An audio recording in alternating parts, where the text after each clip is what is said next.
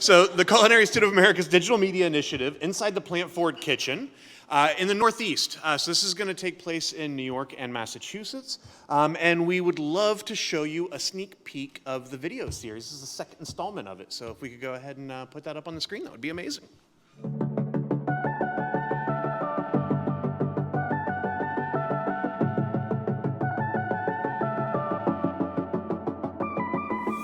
The shift towards plant-forward dining is an exciting culinary megatrend, currently unfolding not only in America, but also in the global food service industry.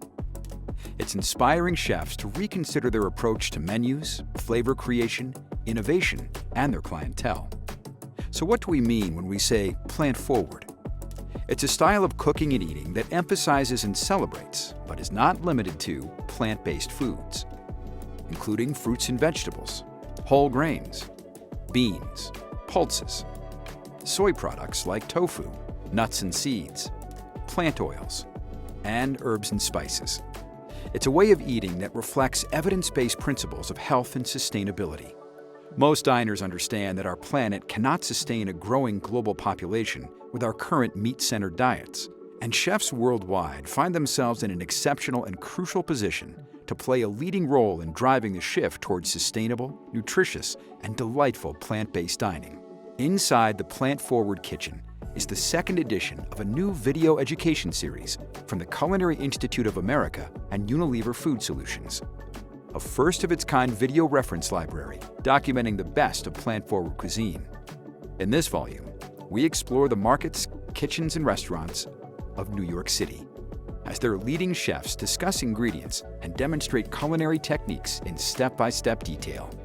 In this documentary, we begin in the Lower East Side of Manhattan and talk to Chef Andrea Nguyen, who was a pioneer in the plant-forward movement when she opened the very first all-vegetable restaurant, Dirt Candy, 15 years ago, with a focus on making vegetarian cooking seem approachable, fun, and delicious. Next, we venture to Midtown to meet trailblazer Chef Daniel Hume, who discusses how he used his unique platform to bring global attention to plant-forward cuisine by transforming his world-famous restaurant 11 Madison Park into a fully vegan establishment.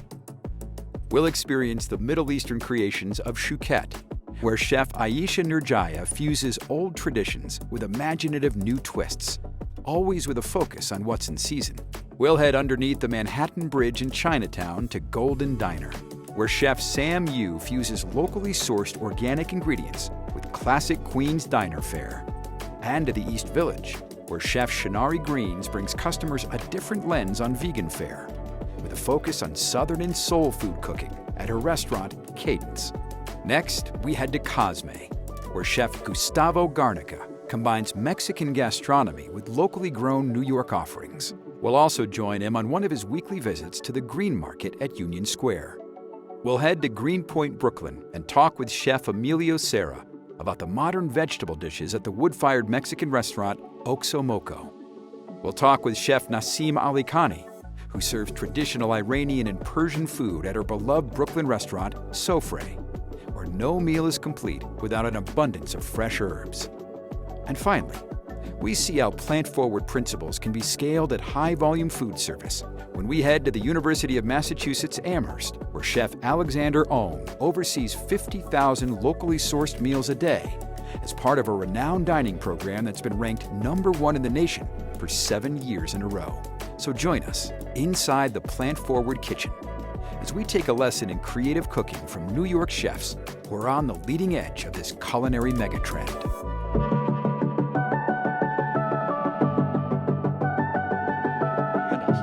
Plant Forward. And woohoo! Nailed it!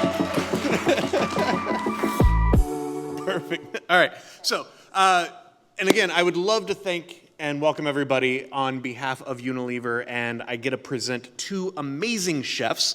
One of them is Chef Paul Smith, who is an O2 grad of the CIA and certificate grad as well from both campuses, right? You went to both.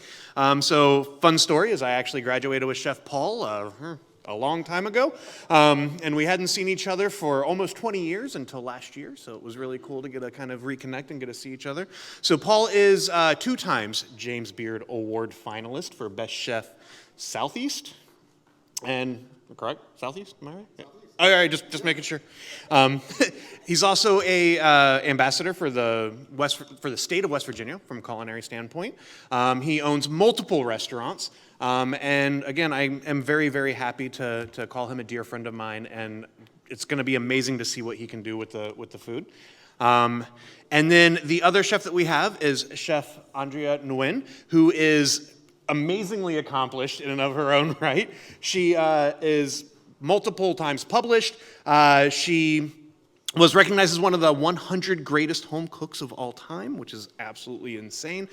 She used to be a Savor contributing writer and editor, cooking light columnist. So again, all of these amazing things, extremely talented, and I can't wait to see some amazing food from her as well. So please enjoy the demo that they have put together for you, and have fun. Thank you, chefs. Thank you.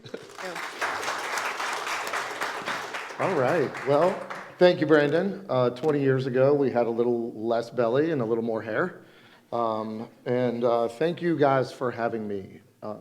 Obviously, being from West Virginia, I am proud. You know, my career's taken me all over the country. Here, I was a pastry chef at the Biltmore in Asheville, North Carolina. Obviously, Hyde Park. Here in Napa, worked at the Wine Spectator, was a chef at Farniente Vineyard. Florida, Ritz-Carlton, all the things. But I always wanted to go home. I wanted to go back to West Virginia. I needed to get out and learn my craft, but I wanted to go home to elevate the food scene there, to make my mark. And I think we have been doing that. Obviously, as all of us, we have fantastic people around us all the time. So I have 1010 Bridge Restaurant, which is a farm-to-table Appalachian restaurant, about 40 seats. I've got we're in West Virginia, so I have to have a sports bar. I have a partner in a Filipino restaurant called Barcadas.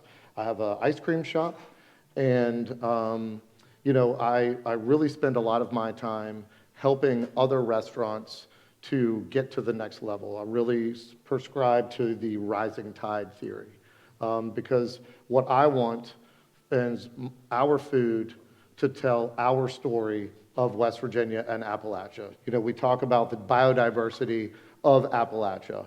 Right now, ramps are super hot. So they just came into season a couple weeks ago. I actually right now have about 400 pounds in my walk-in that hopefully my team is processing before I get back, which is wonderful. So when we get them from our diggers, I request that they have a little bit of dirt on the bulb, and that way it protects them. And then, of course, the interns get to clean them. So it's absolutely wonderful. Thank you, Chef. So another great thing about West Virginia, right about 5 miles from our restaurant, we have J.Q. Dickinson Salt Works. It is a salt mine, if you will. There is an ancient impetus ocean that runs underneath our town. Charleston was actually founded on salt. The oil and gas business that is there now was kind of a byproduct of it. So when the meatpacking industry moved from Cincinnati to Chicago, all of the salt mines dried up, literally, and not really literally, but more figuratively. So a family reinvigorated their salt mine about 6 years ago. It is the Dickinson family. So the byproduct of their salt making, so they pump the water up, they put it in hot houses. They're completely off the grid, 100% sustainable. This nagari is the byproduct of their salt making. So we use it in the restaurant for our farmhouse cheese. So I've got just some cream, some milk here. I'm going to add about a tablespoon of the nagari, a little bit of... Chef Paul, can I ask you a question? Absolutely. All right, so in a lot of cheese making, Western cheese making, Yes. nagari is not the Correct. coagulant. Yeah, rennet. So, right, so why Right. did you choose nagari?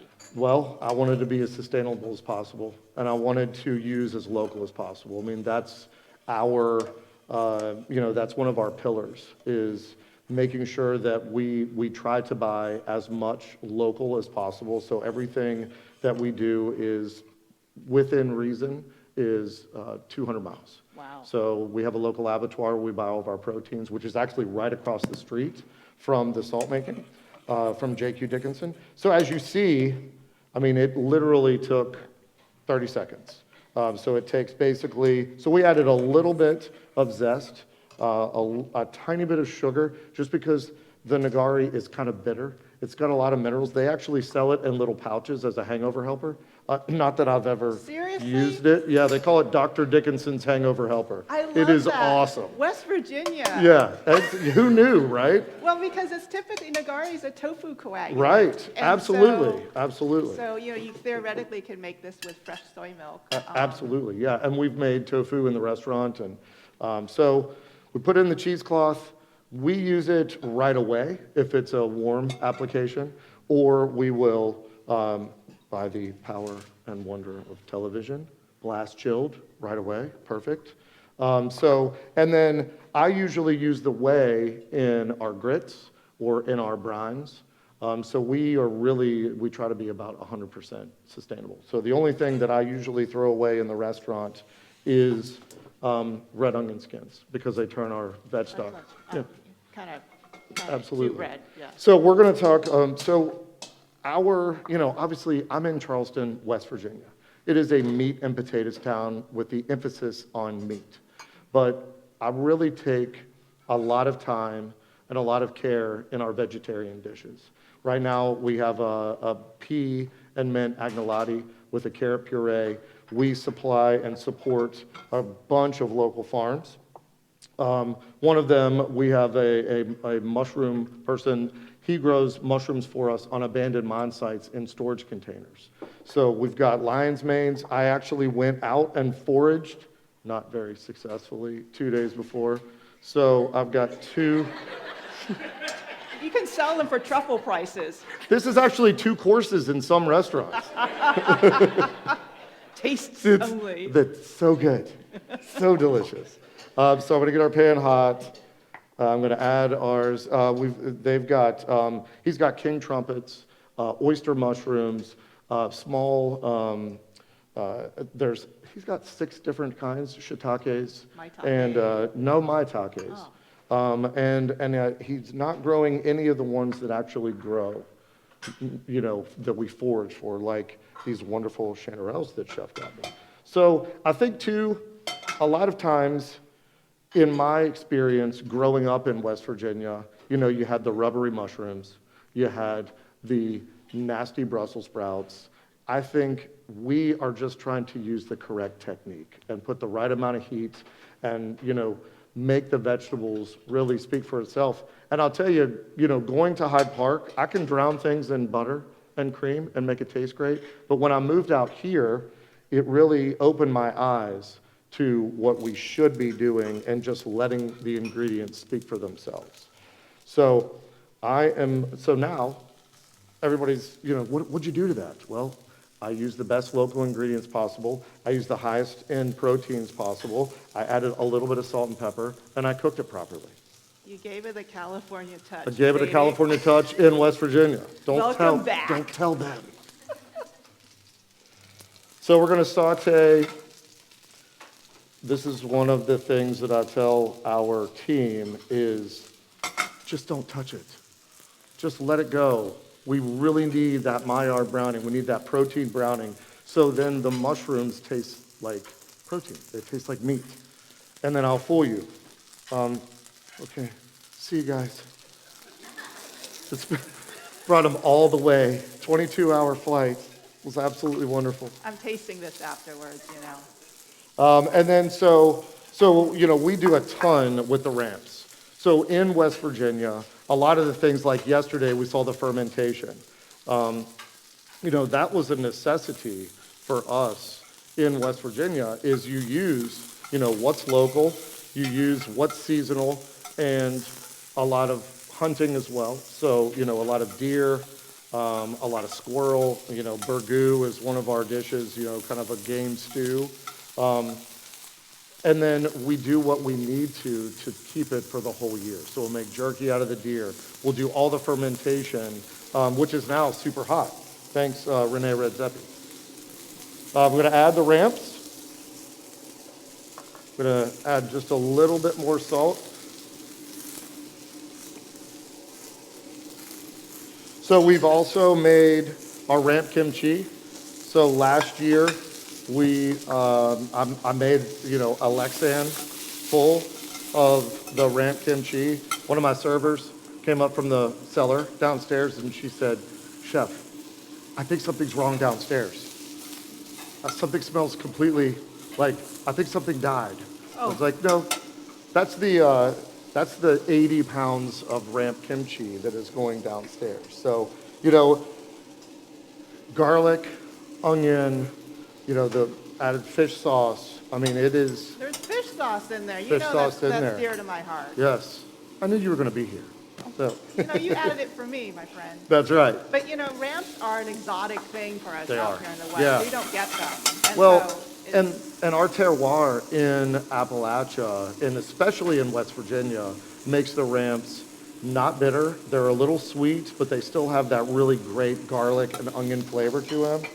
So, I gotta tell you, when I was in Manhattan during ramp season last year, they didn't look as pretty as these. And people were like lined up at Union Square for them. So, and the fact Yeah. that you have 400 pounds in your Yeah. walk-in, it's pretty amazing. I'm going to deglaze this with a little bit of white wine.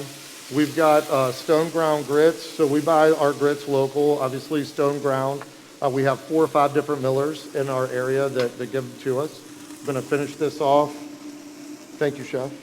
I also was commissioned by a local distillery to make a hot sauce for them. So we fermented about 100 pounds of Fresno chilies, a little bit of carrot, a little bit of onion, fermented that for a couple of, like a month while we were away, and then put it in one of their used bourbon barrels for 2 months. And so this is our Smooth Ambler fermented hot sauce, and check that out. I'm sorry? Adds the flavor. Yeah, so we ferment the hot sauce, again, yes, perfect, just to really add the flavor. So we, 2% salt solution, we did, I think it was 100 pounds of Fresnos, about 10 pounds of carrots, 5 pounds of garlic, covered it with water, 2% salt, and just let it go in the basement. So, our servers could wonder what the hell's Who going died? on down Yeah. there. Along with the ramp. Yeah, along with the No, ramps. but this Yeah. is like Bloody Mary time to me. Yeah, So- yeah. It's a little spicy, but it's not too spicy. A lot of hot sauces to me either taste a lot like vinegar or a lot just hot. And so the fermentation process really brings out the flavor in the peppers and everything else. And the carrots add a little sweetness to it. So so Pernod owns that distillery. And so, yeah, they're So you selling like it kind tomorrow. of coarse grits, yeah? Very, yes. Very coarse. Very coarse. It takes, 30, 40, sometimes an hour to make them. Normally what we'll do is we'll take them to about this stage, we'll cover them with a bowl or something, set them on the back of the stove and let them steam. And then when we pick it up, we'll pick it up with the butter, the cream, and the hot sauce. Or cheese. So you could put the farmhouse cheese in it. What we're going to do today is kind of plate all of this, together. Whenever I refer to grits to Californians, they're like, what? We're like, And I'm grits? like, polenta. Polenta. Polenta. Yeah. Like, we're living in In West Virginia, we add syllables to one syllable words, and then we take syllables away, so it's grits. Grits. Yeah, Grits. it's 2 syllables, actually. Grits. Grits. I have to, Yeah. next time I'm in West Virginia. Yeah, you gotta say grits. They'll be like, oh, okay, that's great. It'll be like, what, may I have some grits? They're like, I don't know what you're talking about, man. That's too gentle. You mean Yes. polenta? Yes, yes. So again, we're gonna just kind of add a little bit. So we've also made a little vegetable demi-glaze. So thank you, Chef, for making that. That actually was absolutely wonderful. What goes in there? It is all of our, so mirepoix, so it's all the stems, everything Like the red onion that all of our byproducts. And then we pince it, so a little tomato paste, put a little bit, we make veg stock every day, put the veg stock in, reduce it down, wine, just exactly like you would do a demi-glaze, without the, 24 to 48 hours. And then, again, we really pay very close attention to our vegetarian dishes because I want to sell them. I want to make sure that we are, even though we're in West Virginia, I want to make sure that we are, because we have so much great vegetables and seasonal vegetables, I want to make sure that we're showcasing that. So we've got that. I'm going to do a ton. We'll let the demi-glaze heat up. Is there a way that you talk about the vegetable dishes, or is there a way that, I always want to ask this question, is there a way that you sell those dishes, specifically with language or anything else that helps introduce them to non-vegetarians, or? Yeah, so right now on our menu, we've got the mint and pea agnolotti, so I think they just don't know what that is. Right. And so like, I'll try that. That sounds interesting. And then they get it, they're like, oh, it's just ravioli. We're like, well, kind of. So we're going to drizzle this. I've got the fermented ramp honey that we made last year. Beautiful. So then it's got like a nice kind of savory pungency. Yeah. And of course, we've got our ramp kimchi. And your ramps are sweeter than the ones you get up in the They Northeast, are. right?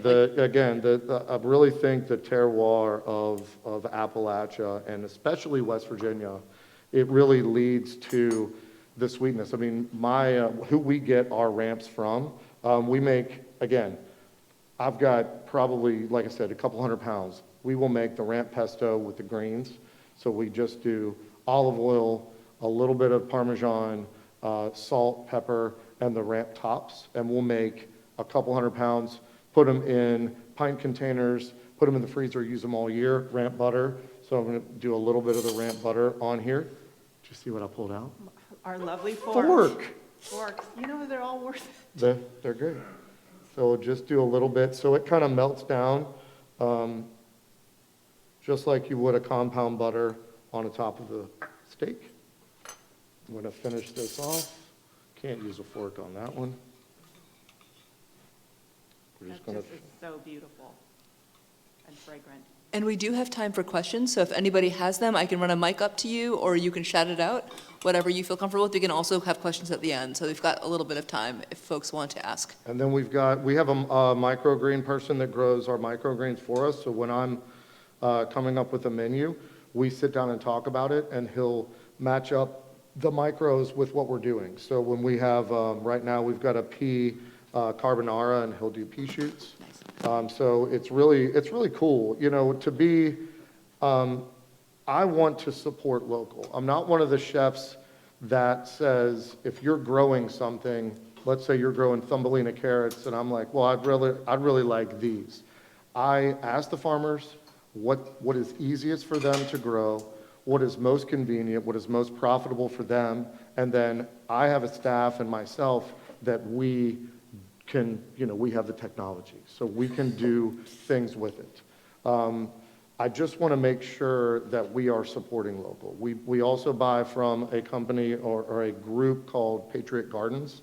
It's the National Guard, and they take guards persons that are either retired or their families while they are deployed, and it keeps their hands from being idle through agriculture. So basically everything that they have every week, I'll buy it. It doesn't matter if it's tomatoes, if it's green tomatoes, if they have ramps. And probably 95% of all ramps are all wild. Mm-hmm. So we will literally say, well, what do you have? And then we keep our menu very small in order to keep my chefs' mental bandwidth for their creativity active. So we do a meat and a seafood and usually a vegetable feature every week. So we try to do everything that we can to raise the bar and really kind of dispel. I mean, when you come to West Virginia, you have a preconceived notion of what you're going to get. Like, I have almost all my teeth. I do wear shoes. I don't have a straw hat, even though I really like the guy's hat. That was a great hat. That was a great hat. Killer hat. I'm so jealous.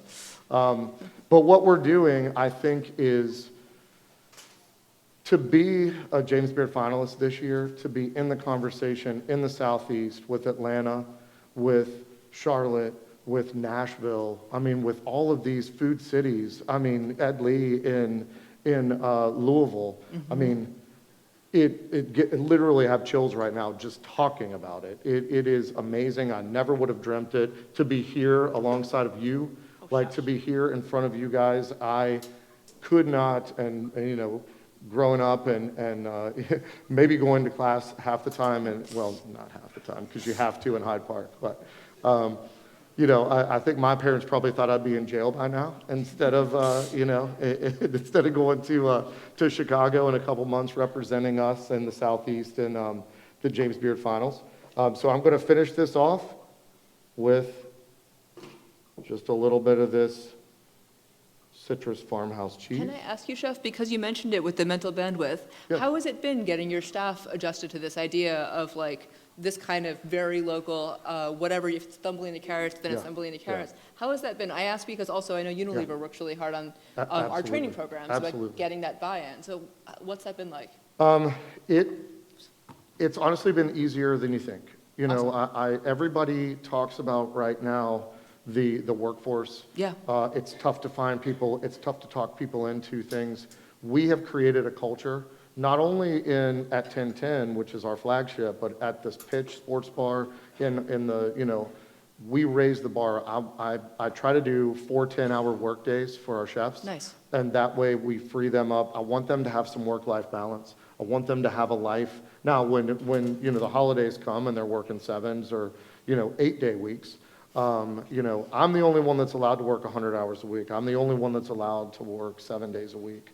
But talking about it, and I think I've got 5 chefs in my kitchen that have either been executive chefs or owned their own restaurants, and they have bought into what we're doing and put themselves aside for the greater of not only 1010 and not only our restaurant, but our whole state. Yeah. And I think that's the cool thing for me going to Chicago in a couple of months is I'm not just representing a city or a restaurant, like I'm literally representing an entire state. And, you know, West Virginia is kind of first in a lot of things, and usually they're bad. Usually it's like obesity or something like that. So if I can, you know, and I will help every restaurant. I will give them the recipes. I will go and train their staff. My wife knows, and she's like, when the F are you going to slow down? And I'm like, I'm just not.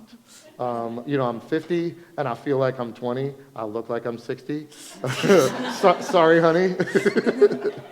But, you know, it's the passion that I think that I carry with me every day, and it's infectious. And I think we all in this room know that. You know, if you're passionate about something and you can share your knowledge, and people are learning every day, and we try to treat them with respect, and not that, you know, I grew up 25 years ago in the kitchen, so, you know, I'm not yelling all the time. I'm not throwing things all the time. But I'm trying to do something different, and I'm really trying to do it at home, which means so much more to me. So, thank you guys so much. Really My special, pleasure. Chef. Thank you. That's so beautiful. So we've got the video ready to go. I figure we'll do it after the demos. Maybe we'll cue it up after, but we do have the video with sound good to go. But Chef, if you want to get started, we can do that and then go to the video and then some more Q&A after that. Sounds great. Awesome. Great. Again, if anyone has questions, Slido, the best thing to do is probably just shout them out and we'll run mics around. So I am going to demonstrate something that involves some mushrooms too, but primarily it's rice. And I am a professional home cook, chef, if you want to call that. I write cookbooks. I teach people how to cook. And so about 5 years ago, I had like some health issues. I hit midlife. I turned 50. And I suddenly found myself going through perimenopause. Oh, joy. And I realized that I needed to rejigger my diet and my lifestyle. Slow down, eat more healthily. And honestly, I looked at all the options out there, and I wasn't going to be very good at being disciplined to follow a particular diet. Keto, no way. Paleo, no way.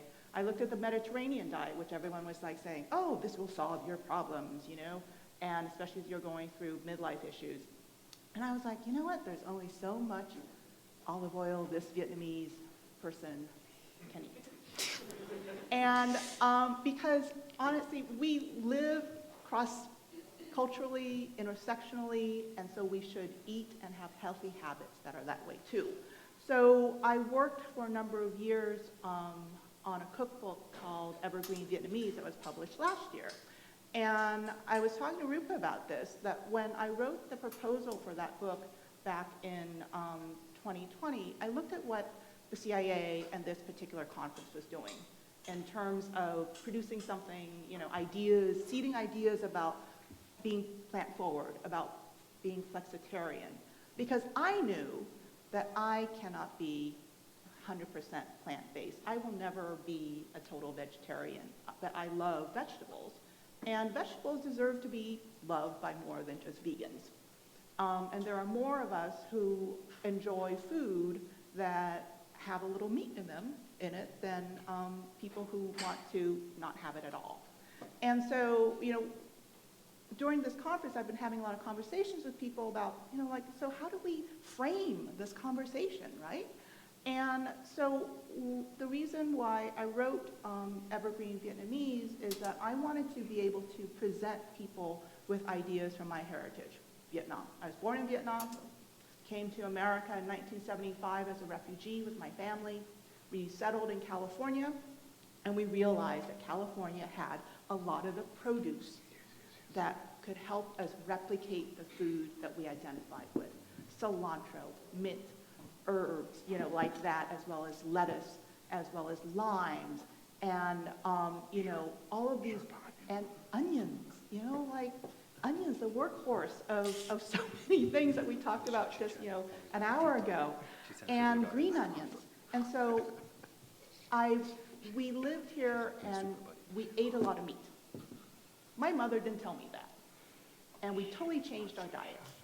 And we got taller and we got healthier, but we also, in the end, sort of like our health didn't develop as well as we could have. So, 5 years ago, I was not in a very good shape health-wise. And so I decided to explore a more plant-forward diet. And I realized in doing so, I retooled a lot of the foods that I enjoyed, and mostly they're Vietnamese things that come really naturally to me. And I came up with so many wonderful, fun ideas that are led by plants. Because at the end of the line, when you take a look at all of the traditional cuisines on this planet, they all go back to plants. Like, how often were people able to truly wrestle a live animal to bring that thing to the table? And it was like a special thing, a festival thing. And that's how my parents grew up, except we came here and my mother secretly looked at the grocery store and she's like, heck, chickens are now affordable. I can eat beef, pork. My family did the same thing. They came from India, and it was like, oh, we can have chicken every day. Yeah. And now that's what it is. They still eat way more meat than vegetables because, they can. Yeah, they can, and it's affordable. But even so, when I buy a expensive chicken for my mother and I present it to her, she's like, I totally remember that because you know what, we used to raise them when I was growing up in North Vietnam. And she would go on and on and on. So there's this memory, this muscle memory of the old generation. But once they got here, immigrant lives really changed. And so our diets change too. And they're within immigrant communities right now. There is a growing issue with diabetes and cardiovascular disease issues because we abandoned a lot of traditional diets. But at the same time, we can take a look at traditional diets and modernize them, and make them more accessible to people.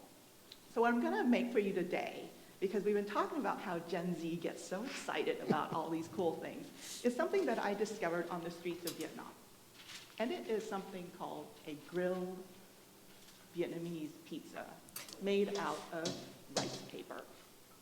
And so I was walking around Saigon and Da Nang, and I saw this woman one afternoon, and she was and I'm just going to hop out here to show you the kind of scene here. She's squatting, right? And she's got a little brazier, and she's got two little baby chairs over here. And I'm walking by, and then I walk back, and she's still there, and she's like grilling these rice papers very gently, and she topped them with a little green onion oil, which is basically scallions that are seared in really hot oil, and then she put a little quail egg on there, and then she added all these little toppings, and secret sauce, some things that turned out to be shoestring potatoes, and then, you know, she fried shallots, and then she said, what else do you want? And I said, I want the works. And then she just like served it up. And my travel buddy and I ate so many of them, and my travel buddy got a stomachache last night. But the thing is that all they do in Vietnam is they would just simply grill rice paper.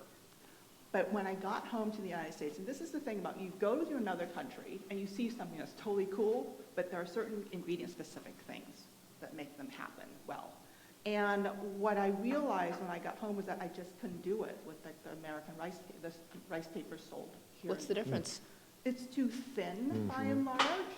And so for years, I just couldn't figure out the damn thing. You know, it's like, watch this woman, you know, this thing that cost probably 50 cents. I was like, what is her secret? And it turns out, and I had two chef friends in New York and Brooklyn who told me the secret. They said, buy a certain kind of very sturdy rice paper and literally glue them together. Oh. So that's what I'm going to do for you today, and then I'm going to grill them on the flat top here in the griddle. And we're going to assemble this. And in Vietnamese, it's called bánh tráng nướng. Bánh tráng means rice paper, and nướng means to grill or to bake.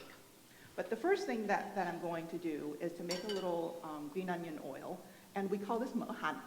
Mỡ means fat, and hành means oil. And in Vietnam, traditionally, you would use lard. But Yum. now, right? In Appalachia, too. Yeah. Yeah, It's like the stuff of life, man. It really is. And all you do is you're just going to heat up some really hot fat. And if you've got something fragrant that you like, you know, you can add a little sesame oil in here, unrefined peanut oil, walnut oil, something. You use soybean oil is fabulous. And then you're just going to throw some green onion and a little salt. And if you're going to keep this green for a while, a pinch of baking soda. And you want it to sizzle, and that's about like as exciting as it gets, y'all.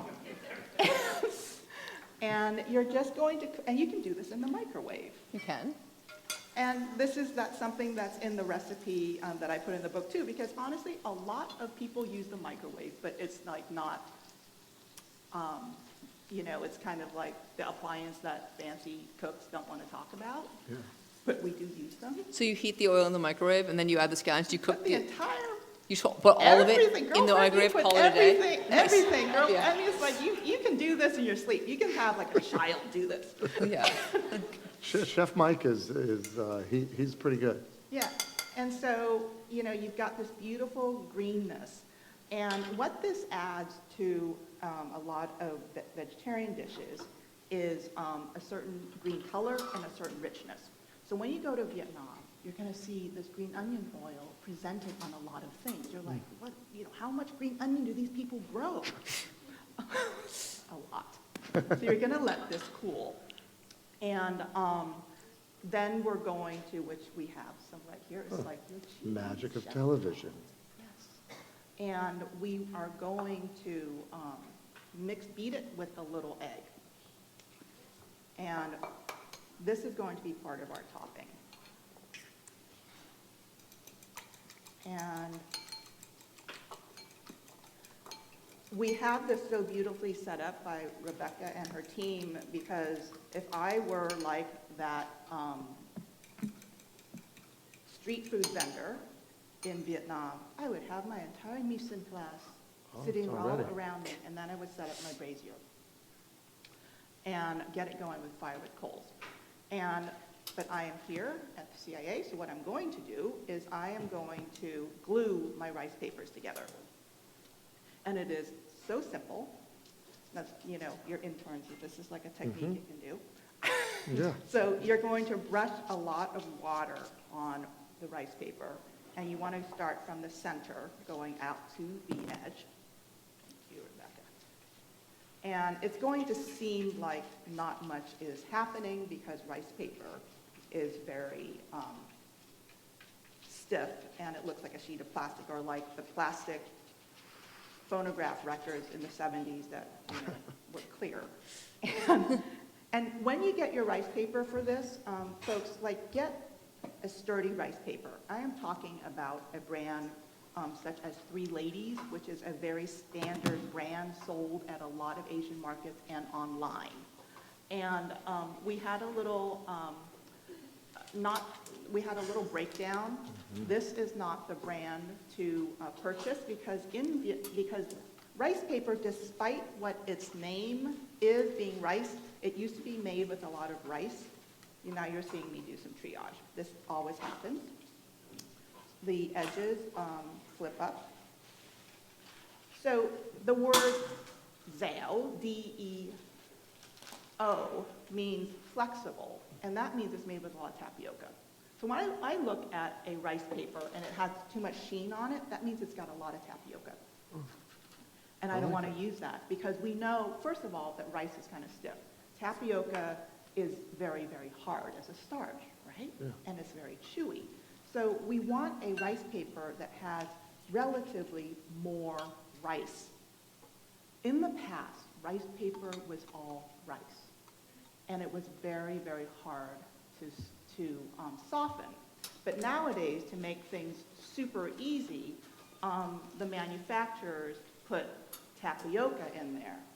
And so when you go to buy rice paper at a Vietnamese market, all the old ladies and I are all standing around looking at the rice paper and going, what brand do we buy now? But you stick with the Three Ladies. I'm not shilling for them. They're a nice small family organization. But the thing is that Three Ladies for rice, anything, you're going to be good. And the rice paper for Three Ladies or Three Bamboo, if you're like shopping in a hardcore Vietnamese market, are very good. Asian things oftentimes come in threes. You rarely see four because four is like a negative evil number in terms of like of numerology. So there's fives, there's threes, but you're going to do this to like a set of them, and then once, as I'm doing this, we're heating up a griddle. You can also heat up a stovetop grill. You can also do this over a live fire grill. Chef, can you make those in advance? How far in advance can you make those bases? You can make these guys like a good several hours in Oh, nice. advance. So you could do it for service if you wanted to, yeah. Yeah. So you're going to kind of glue them together, and they'll misbehave, And you can even like put a bowl over them or whatever. But then once this thing is ready, Hold them down. they're just rice papers. And you're going to test your surface. Good. And then you are going to use a flexible spatula. And you're just going to use sort of a medium-low heat. And I've got all my goodies here. I've got my egg. I've got mushrooms. And mushrooms, you can use whatever that you like. If you're in a situation where something's local that's coming in, it's really great. So I'm going to press this, and it is turning white because this is the starches cooking up, and you literally have to tell the thing who is boss. And you press that thing down because you want it to stay very, very flat. This is what I do at home, and my husband thinks, what the heck is she doing again by the stove? And they're cursing. It has like a Pixar movie energy, like you're trying to like subdue Yeah, you're like, down, rice paper. Wrangling rice paper. I will tell you, you're going to, and these are air bubbles, right? Because, Oh, that's so satisfying. That's the most satisfying thing I've ever seen. Press on bubble wrap, right? No, that's so satisfying. I kind of want another bubble to happen. Your son, Rupa, Would love this. I know, completely. This is like stuff for kids, I'm telling you. Yeah. It's like we get to be kids in the kitchen, Absolutely. right? That's awesome. That's how Paul and I just totally hit it off from the beginning. Like, ha, look at this. And so once that it gets kind of bubbly and opaque, you can pause it. You can pre-do them like this. And these were done, you can do hours from now. So what you're going to do is, let's say you pre-did them, then you're just going to put one back on the stove. And you see, I'm now subduing it because it is warming up and it is softening again. So this is something that I want to show you because you can totally prep this ahead of time. And then once that it is flat, and it's some brown too, which is awesome because, you know, rice doesn't brown that easily unless it's burned. So a little brownie is going to give you a nice crispness. And then you're just going to just keep pressing on it. Big flexible spatula is really great. If you're wondering, like, can I make this for a lot of people? Yes, you can.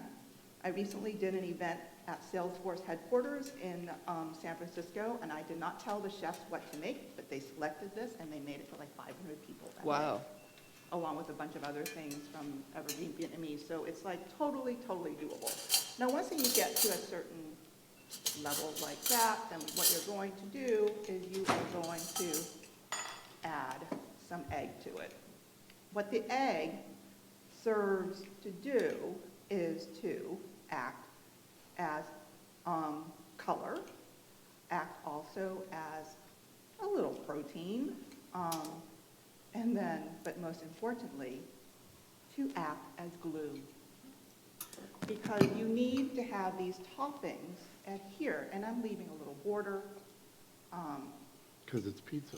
It's pizza. Yeah. And the word pizza, it's not, you know, like some Vietnamese person needed to sell this, Of course. right? I mean, really, You we're had talking me about at- how do you sell this? You had me a pizza. Yeah, right, you're like, pizza, and it's gluten-free, y'all. So, We have pizza at home. yeah, it's like, this is, you know, Vietnamese pizza at home. And then you can add a little mushroom to there. The other thing that Vietnamese people love to add to their pizzas typically is like some cracklings. But you can just make beautiful croutons that are baked. And this is, the crouton thing is something that a Vietnamese home cook that I met in like a wet market, an outdoor wet market in Vietnam, who invited us to her home. And she said, I just want to make something for you. She lived behind the, in a market right behind the house where my family used to live. And so one time when we were back in Vietnam and we went to go visit our former family home, they didn't let us in, but we of course could go to the market where we used to shop for food. And I met this woman, and she's around my age, and she said, well, you know, just, I didn't live here when your family lived here, but why don't you just come in and I'll make you some food. And she made us these little, this little snack of rice pancakes. And she made these darn croutons, and I was like, sister, what's with the bread? And she said, well, you know, it's really fattening to eat those cracklings. So we just take like stale banh mi, stale bread. We call it banh mi in Vietnamese. Banh mi means sandwich as well as the bread. And she said, and I just cut it up to little squares, and I put it in the toaster with some oil, and then I have croutons. Or I have cracklings that are really croutons. Faux cracklings. So that's like resourceful Vietnamese cooking for you. And so, you know, when you travel, you're going to get all kinds of interesting stories like that. And so over the years, as I've traveled back to Vietnam, as I've also talked to Vietnamese Americans here, I learned so many things from people. And that's the movement of Vietnamese food. It's not just static, you know, and it's a return to tradition, but it's also a movement forward. And so that's the kind of dish this is. If I would never, ever show my 89-year-old mother this dish, because she'd be like, what the hell? That didn't exist when I was in Vietnam. And I'm like, well, you've been out of Vietnam since 1975, lady, you know? But what I do in Evergreen Vietnamese with rice paper that she's totally bowled away with is I soak them and I use them as a shortcut rice noodle sheet to make something called bánh cuốn, which is like if you've been to dim sum and you've had the rice noodle rolls, right? So this is like a total the Vietnamese version is very, very thin, and it's typically steamed over a sheet of a piece of fabric or in a skillet. And my mom like has been making the stuff in the skillet for like eons, and it's very labor intensive. But I showed her my little hack by over soaking the rice paper, and she was like, I'm so changing my technique because this is so much easier, and she wants to do that all the time now. So what I'm telling you is that even people who are as old as she is and who are so ingrained in the culture, they're willing to have new perspectives. And the transformation of rice is so important in the Vietnamese culture and Vietnamese cuisine that you totally, want to understand that without rice, Vietnamese cuisine would be nothing. So if you were to tell, say, Andrea, you can only have like 2 things on a desert island, and I would say, like, give me rice and fish sauce. That's okay. I can like forage for the rest. Because I can take rice and I can transform it into so many different things. And so like this is like your pizza platform, but in Vietnam, there are like entire restaurants devoted to this. And like in the evening, they're like young people, they're putting all kinds of things, hot dogs, like little sausage things, because they want to emulate American pizza. But It looks like pepperoni. Exactly. And we That's even awesome. have like this Vietnamese bologna that you've like seen in banh mi sandwiches.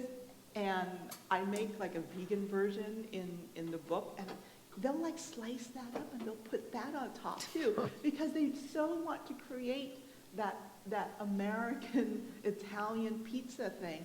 But that's like fancy, expensive food in Vietnam. So like, because you've got to have cheese and and the risen dough just right, and people are very connected through the internet on food.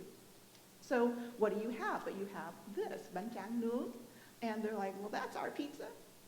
We have our own version. So then now for chefs, this is the fun part, because you can like add all kinds of sauces. So what I have here is a Vietnamese hot sauce. So a lot of you may think like, Vietnamese hot sauce, I can just use sriracha. But I'm going to tell you, sriracha is not Vietnamese, even though it got started by a Vietnamese American who made it, and it appeared in like every single pho shop. But nowadays, what I'm tasting at pho shops is not really like the Rooster brand of sriracha, which has gotten kind of expensive. As you all know, trying to source it has been very difficult. But they're really using, putting in the bottles like a Vietnamese style, which has a little tomato in it, is not as acidic, it's not as hot. That's why I like yours so much, Chef Paul, because that's my taste. Oh. Yeah. So I make like my own version, and you can, and then also some mayonnaise. Kewpie mayonnaise is typically what's used. And here, plain mayonnaise is great. Sriracha mayonnaise is awesome. And then also there is this cool sauce called sot satay, or Vietnamese satay sauce. Nothing to do with the satay sauce. It's like peanut oriented. Our satay sauce is more like XO sauce, except it's made with lemongrass, a lot of shallot, chili, garlic. Typically it has a little dry shrimp and fish sauce. So my vegan version uses nori dust. I grind it up. And I also use a vegan fish sauce that I make at home. And I don't have the vegan fish sauce with me in this session, but tomorrow I have it. So What goes into the vegan fish sauce? pineapple juice. Cool. And seaweed. And Marmite. Dope. And MSG, my friends, and sea salt. It's the second Marmite reference of the day. Usually I have go 0 days without a Marmite. Most days. Yeah. Yeah, I like- mean, but Mark, Like it's the like factory sign, it has been 0 Yeah, I think, you know what? Marmite reference. potential Yeah. sponsor. Again, Yeah. somebody, we're sponsorships. Does Unilever make Marmite? Yeah. Sorry? Does Unilever make Marmite? I hope so. Otherwise, we're gonna Because be the mad. mayonnaise for sure is Hellman's mayonnaise, right? Yeah, Of yeah, course. yeah, yeah. Of course. Yeah. But, the Marmite adds, it's. Real savoriness, right? Like real, It's hydrolyzed wheat extract, and it also adds like a beautiful amber color. Why pineapple? Oddly, the pineapple gives this interesting lilt when combined with seaweed. Oh, is it the enzymes that it's like the papaya enzymes? Is it the same thing? Do they have that? Kind of, but it has Yeah. like this, you'll smell it tomorrow. Okay, I'll track cool. you down. Yeah, I'll come find you. I'll come find it. Yeah. Because I don't. Running. There's a vegan fish sauce at the Vietnamese spot I go to in Queens, and like it's not the same. It doesn't taste very good. No, it's not. Usually I get the vegan bancho with the regular fish sauce is what is my usual no, order. it's not Yeah. good. You can't use, mushroom, forget it. It's just not the same. But if you use seaweed, well, you'll find out that wakame is so briny and fishy. I had a vegan recipe tester who I'm just, you can like decorate this however that you want to. And he was just so kind of freaked out by the wakame. He's like, I was scared. And he said, I didn't really think that I would like it, but it's like I learned how to love it. And he said, I really, really did. And this stuff is something more that you would spoon. If you've ever been in a pho restaurant or a bún bò Huế place, and you've had the oil that they put in to make bún bò Huế, which is a central Vietnamese noodle soup, this is very similar to it, but it's vegan. So I use this to make spicy pho. And it's one of these sauces that is just so incredibly foundational. You can then dress it with herbs or microgreens. And it is, That looks amazing. it's really like pretty, and it'll sit there for quite some time. How long does the pizza stay crisp?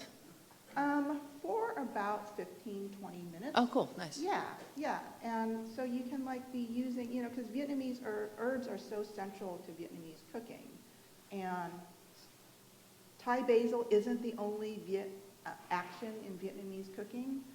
It's also mint. If you don't have, Thai basil, the Vietnamese cooking gods are not going to get down on you, because honestly, like, we use a wide range of herbs in the Vietnamese kitchen. So mint is fabulous. You can use different kinds of shisos too. And I feel it's so funny because Chef Paul and I, we only recently met, but we made dishes from two different parts of the country, and yet they more or less use very similar ingredients. Yeah.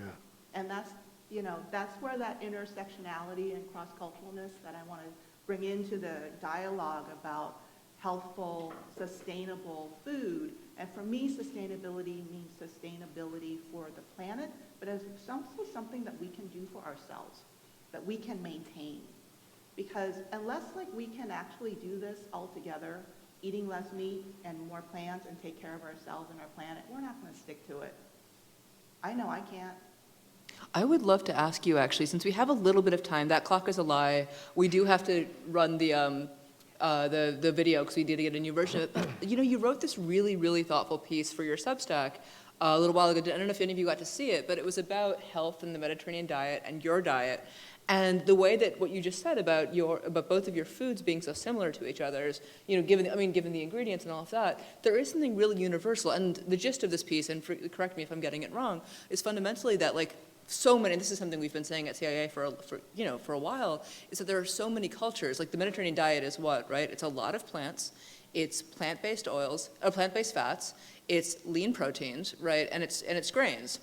What other diets in the world consume those foods, right? Like all of them, right? And so this is one of those things that we've been trying to make the point about too, right? Where it's just like, you can eat plants and lean proteins, or lean animal proteins or no animal proteins, and plant-based fats, and all of it, or unsaturated fats, or whatever it is, anywhere, and that you really encapsulated that beautifully. And I think that this is something that I would love to have you expand a little bit more on, if you.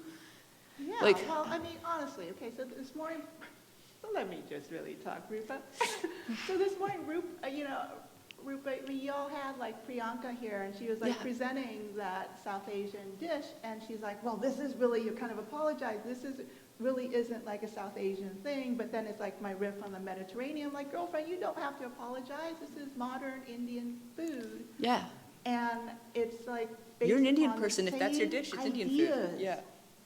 And it's just that we've couched it in Mediterranean terms, and it's become so popular, so easy, because people are like, oh yeah, Mediterranean, I'm gonna eat an avocado.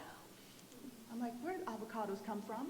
Oh yeah, I'm gonna work tofu into this. Right. Oh boy. Tofu in the Mediterranean. And it's like, let's just all be on the same kind of discussion in terms of what it is that we mean by healthful foods. Right. Yeah. And that's something we're really trying to do here, which is why I'm so glad you brought it to the forefront. This is something, Global Plant Forward, it's even in the name, right? It's a Global Plant Forward Culinary Summit. But everything tends to get filtered through this lens of, oh, it's what they do in Italy or Greece or whatever. And it's like, well, no. And there's obviously so many geopolitical reasons why all these things happen, but there's something really wonderful about acknowledging and naming that in West Virginia, in immigrant communities, anywhere, that these foods exist and can be celebrated. So I'm really delighted to have that. Thank you, and thank you for inviting us, because, you paired us together, and I great. was just It's a like, great combination. Perfect. Together. perfect, I love it. So, Evan, would you mind rolling?